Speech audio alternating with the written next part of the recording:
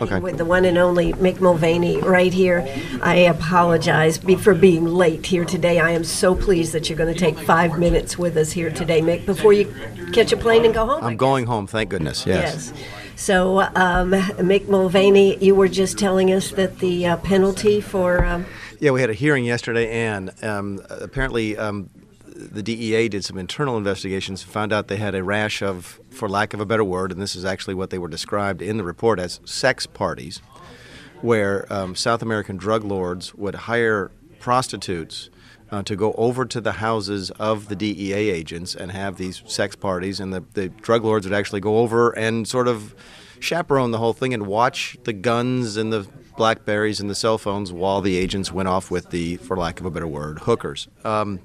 And this was uncovered, and the penalty that the gentleman, I guess is the word you would use there, sort of. The Loosely. Yeah, the penalty was between 2 days and 14 days suspension.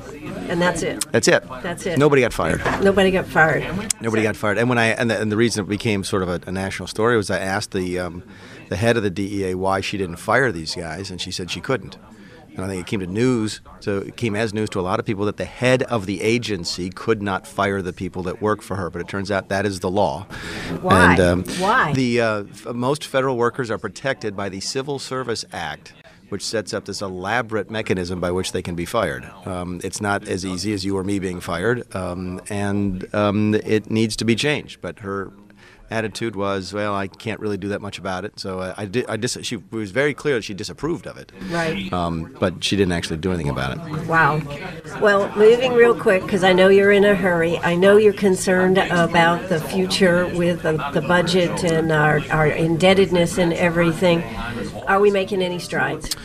No, not really. In fact, we took a couple steps back last week when we passed our budget. We had set up some spending caps in law back in the summer of 2011, and we just unilaterally broke those caps about 2 weeks ago. We decided that we wanted to spend more money in this particular circumstance on the military.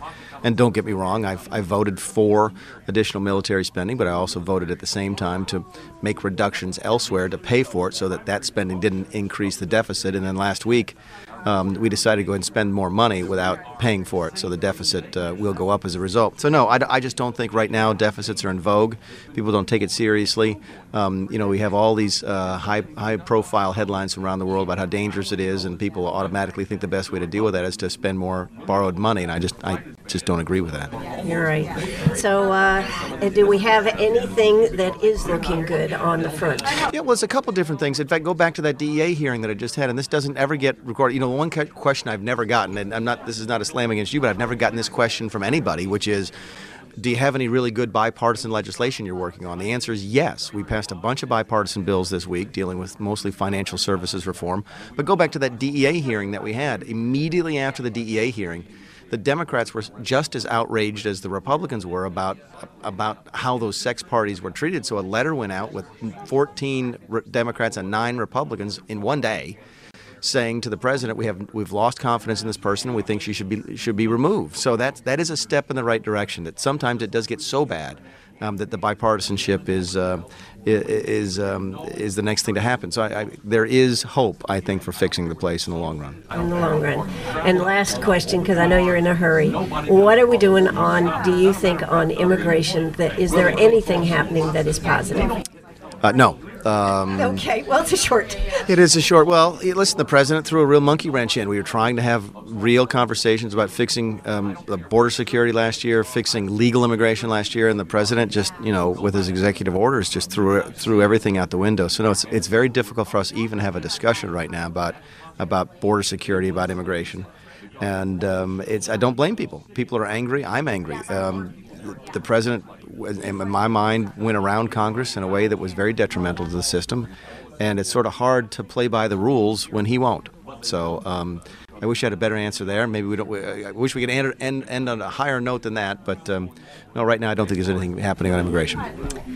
Okay. Well, listen, I appreciate you taking this 5 minutes, and I know you got to get to the airport. Well, enjoy Yeah, Washington. because It's a beautiful time of year to come visit. it certainly is. I'm not and, sure what this hotel is that y'all are in. This is the strangest radio room I've ever been in. I kind of like this. This is Isn't it cool. cool? Yes. Yeah, I saw Louis Gohmert. He was just hopping from one desk to the other. It was great. So anyway, Yeah. have a Well, great appreciate weekend. it. Thank you so much for taking the time. Thanks, Ann. All righty. Bye-bye.